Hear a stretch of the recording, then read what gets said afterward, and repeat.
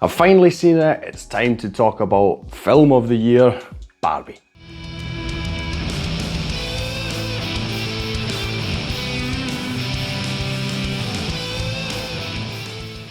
Hi, my name's Drew and welcome to another review video on Flying Wiener. Now, just to clarify, if I did make a list, I don't make lists, but if I would, I suppose Barbie would not actually be my number one. I mean, I can see why it was as successful as it was. But for myself, I would say it probably would be Oppenheimer because that just left such a huge impact on me. I mean, funnily enough, obviously the two of them are kind of connected through that whole Barbenheimer thing that went on during the summer.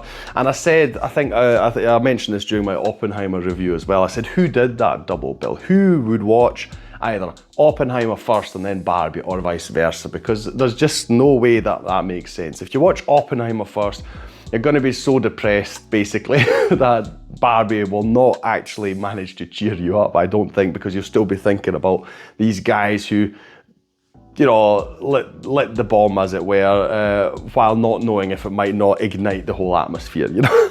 The other way around, you're watching Barbie, you come out, you're all, you know, cheery and feeling good about yourself or whatever, and then along comes Oppenheimer and just destroys everything that you were thinking about.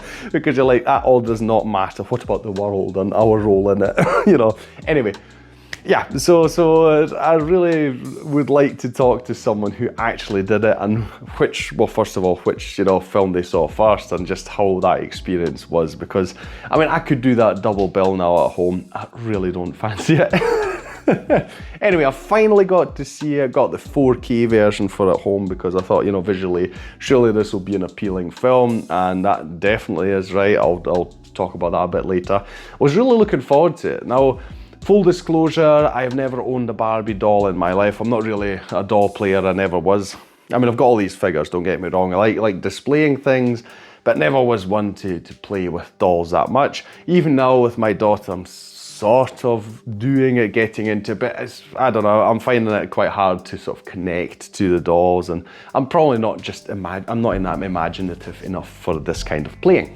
Anyway, I mean, obviously Barbie is a huge pop culture staple. I mean, yeah, you don't even have to really explain it in any way. Barbie just exists. It's been there for decades and decades. Everyone knows it. So it's quite interesting to see this film and what it was like. But I suppose before we get into sort of technical things and talking about more of the details of how the film is, how it was made, we should discuss the plot, of course, because you might be thinking, what is this film about? Now, in a way, I feel it's quite similar to the Lego film, if you watched that from years and years ago. By the way, I haven't seen the second Lego film, so I can't say anything about that. Only saw the first one, where you first wonder, what kind of film are they going to make about a toy? You know, I mean, that seems a bit silly on the surface of it. But just like with the Lego film, it sort of goes a bit deeper, and it's about, you know, what is the thing that we're talking about here? It's not just a toy, or to many people, it's not just a toy. Is there a bigger story that we can tell here? And luckily for us, this is exactly what happened here. So I think that the story is really creative. I really like it, I must say. I think it's cool. And just like with the Lego film, I think that, yes, this is probably the best version they could have made of this story. You know, to not just make it some bland toy selling product, which of course you can argue this is as well. But then again, I feel that they gave us a really good story to go with that advert. So what is it about? The film starts in Barbie land, so we're talking about this. They discuss it in the film as well. Is it an alternate reality? It's more sort of like yeah, it's something that's kind of connected to the real world. Not really though, whatever, it exists. Okay, Barbie land exists. Barbie's there, all the different Barbies are there, all the different versions you've got, all the different Kens are there. And so we're focused on Margot Robbie, who is playing, as she calls it herself in the film, stereotypical Barbie. So the kind of Barbie you would expect when you're just, you know, somebody says, think of a Barbie, and it's just with blonde hair and yeah, just a typical look that we all know. The you know, tall with the long blonde hair, with the light skin and all that. But in Barbie land, you see, I mean, of course, and especially by now, they've got so many different ones. But still, so we're focused on her at least in this story.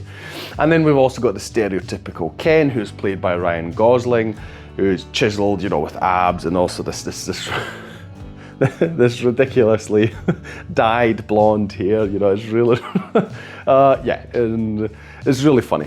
So we start off there and we see her everyday life where in Barbie land, all the things are just like the toys are, so they're not actually real. Everything is sort of 2D, where the cartons, no liquid actually comes out of it while they're interacting with it, trying to drink from it and all these kind of things. But to them, it's still doing what we pretend it does when we're playing with these toys, you know, so it's kind of a bit meta there, I suppose. And we see how she interacts with all the other Barbies, and every night is girls' night and they have a huge dance and all these kind of things. And then slowly we see creeping in when she's talking to people, she says, yes, I've been thinking a lot about death lately, and everyone's like, what? You know, that's not a thing that Barbie typically does.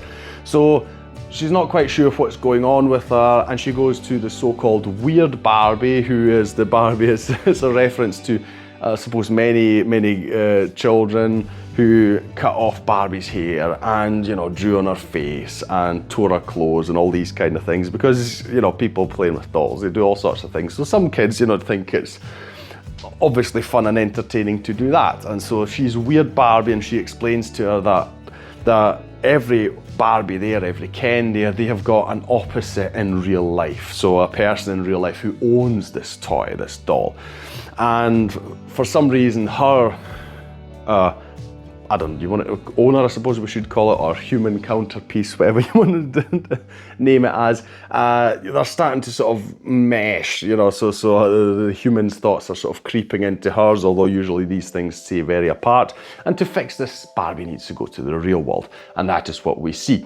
Ken accompanies her, they both go there, they travel along the way. You see how they travel, and it looks really cool. I'll talk about that maybe in a bit as well.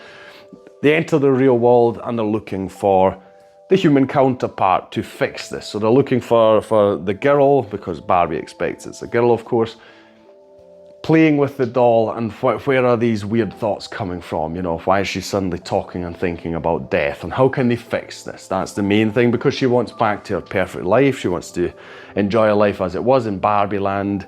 You know, just being happy every day with girls' night and evening, etc.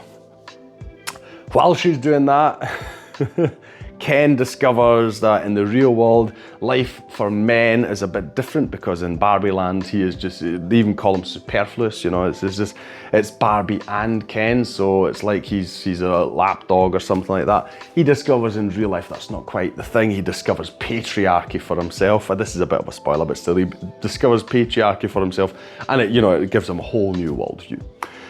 That is all I'll tell you about the plot. One other element I will mention is that Mattel as a company, they also appear in this, because they learn of Barbie's travel from Barbie land to the real world, and for them obviously this is a big problem, because one of their toys is actually moved to the real world, and how do they react to it, and what do they do about this problem? That's as much as I'll tell you about the plot. So, I mean, I like the story. The things that I'm not telling you about are the things that make the story in particular really great. It's how we explore this story, this interconnection between toys and humans. What Barbie, who definitely, I mean, yes, the maker, her first name is Ruth. I've forgotten the second one. Her last name, it starts with H, I think. But obviously, I mean, she created it for her daughter, but I don't think it's a bit of a stretch to say, but at some point the focus became money, of course, because if you invent something that's really popular, really cool, and you're like, hey, I can make money with it, of course you're going to make money with it. So, I mean, that is obviously how it all started out, a big, huge selling toy. And it's interesting to think that over the decades, how did they, because also, especially nowadays, it's really necessary, how do they think about what their brand wants to be, and what does this toy represent, and what has it represented over the years, and what do they want it to represent, and all these kind of things. And that's what I find interesting. At the same time, as you can imagine, I mean, with Barbie itself being, especially because we've got stereotypical Barbie here, you've got questions of feminism. What does Barbie represent in that way? And because, just to give you an example, in the film, it starts off with the Barbies in Barbie land are also proud because they are representing women's dreams in the world, and because of them, the world has become a better place. That is their firm belief that they have. And that was also the original intention of them, as I understand. So, explores many of these things, and as I've said, we've got Ken discovering the patriarchy and going, oh, I'm not just the wee lapdog, I'm not just the you know, the superfluous being here in the relationship. You know, I'm actually a person as well, so I thought that was quite interesting. I won't explain what Mattel's job in the film is. I won't explain it that much because I think it's quite cool to discover it for yourself, because I think they've woven an interesting story here. Again, relating it to the Lego film, it gives us a lot more than you first think it is on the surface. You're like, oh, this is just a toy commercial. I don't think so. I think they pulled it off really well.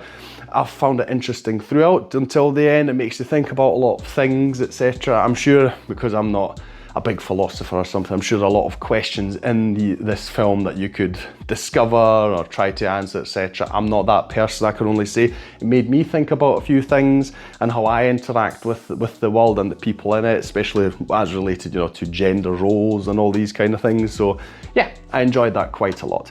Now you have to talk about the two main actors. Of course, you've got Margot Robbie and you've got Ryan Gosling. So you've got Barbie and Ken, the stereotypical ones at least. You've got many, many other people, and I'm not even going to delve into them because there are just so many great actors in here with great roles. You should just discover them for yourself because that's a lot more fun. But you have to talk about these two. And it's a bit unfair, I feel, because Margot Robbie, perfect in the role. I mean, I've seen her in a lot of things. She's a great actress and I like her in this as well. It's a bit unfair because her role really is the more serious one, because she gets a lot of emotional moments, because she's discovering a lot about herself, and not everything is idyllic as it is, you know, or as she thinks it is, especially when she comes to the real world. She's confronted with a lot of things that she never even knew about. So her role is definitely the more dramatic one. And at least for me, she's just, if you had to weigh them up against each other, she's got no chance against Ryan Gosling as Ken, because he is very much the comedy part of this film, because he starts off as the goofball. He's endlessly in love with Barbie and he does whatever she wants, and he's always just trying to, you know, be with her and all these things. And then, as I said, he discovers a patriarchy, and then that is also, there's just so many funny things in this film related to his character and his delivery and everything. It's just perfect. I said beforehand that I really want to see this film because of Ryan Gosling, and I must say that was absolutely it's exactly how I expected it to be. I just love all the scenes he's in. He's just so ridiculous and funny and over the top, and I just love it from start to finish. It's so good, so many good scenes, and the song that he does, because by the way, there's a lot of singing and dancing. The choreographies, I mean, I'm not a dancer, so I can't, you know, judge in that way, but I really liked it a lot. I enjoyed it a lot. I thought it was good. The songs are quite funny as well when you listen to the lyrics of them. But the performances too, really great. I mean, I can imagine it must have been a hell of a lot of fun on the set, rehearsing and performing all these kind of things. But Ryan Gosling, he's got his own song as well, and that's a big climax in the film, and it's just perfect. I mean, it's just, you know, it's just, this is the role of a lifetime, really. I mean, for both of them, but again, it's unfair because Margot Robbie's definitely got the more dramatic aspects of the story, and he really just gets to goof off and just be so silly in some of these scenes.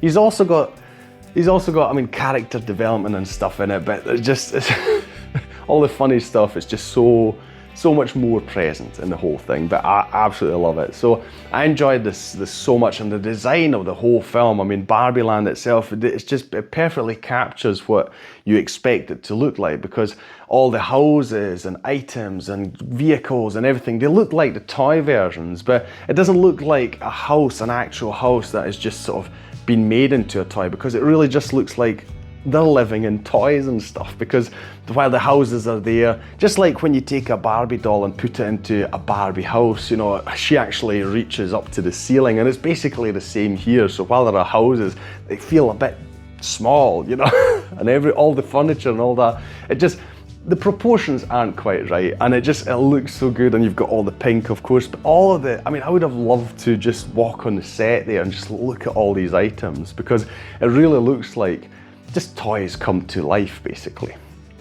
And one last thing I'll talk about is just the whole, I mean, it leads into that, all the goofiness that comes with the toys, because the physics in Barbie Land are wonderful as well, because it is like a person is playing with toys. So like if they have a car accident, the car doesn't just sort of, you know, tilt over or something, it jumps into the air and then just gracefully turns on its side, and there's a flip like this, and you've got a lot of these kind of physical things that happen, and sort of comedy is based quite a lot in this as well, and I enjoyed it a lot. You've got Ken being thrown back by a wave, for instance, and you know, he flies through the air and he does a reverse somersault, and it all really looks like someone's taken them like you would a toy, you know, and actually moved them, and it's just brilliant. I love the whole thing. So they've thought about this film in every stage of the production, and it's just such a great product in total. I can absolutely see why it was so popular. I mean, I wouldn't have gone to the cinema multiple times, I don't think, but I'd say it's a worthwhile film, and it's definitely, you know, I mean, it wasn't the most successful film of the year. I suppose you would say that's Avatar, The Way of Water, but I can easily see why it grossed as much money as it did. So, as you can see, a very, very glowing review for me. Yeah, there's so many reasons to watch this. Mine, first and foremost, is Ryan Gosling as Ken. I could watch a film based on that character immediately. So much fun. Right.